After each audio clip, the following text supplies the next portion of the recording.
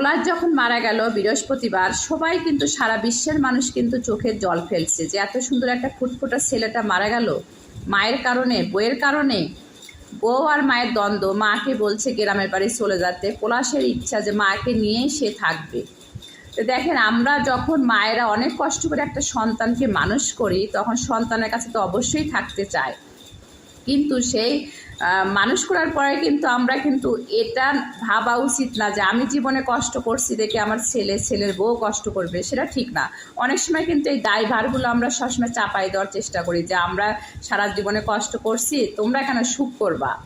এরকম করেই কিন্তু অনেক সংসারে অনেক দ্বন্দ্ব লেগে যায় যে আমি জীবনে এটা করছি, তুমি এটা করতে পারবে না, আমি জীবনে ওইটা করছি, তুমি করতে পারবে না। আসলে আমরা ভাবি যে একটা অন্য ঘরে যখন মেয়ে আসে সেটা মনে হয় মেয়ের মতন, আসলে কি মেয়ে ভাবি না ছেলের বই ভাবি যে আজকে পলাশের মতন মানুষকে আত্মহত্যা করতে হয়।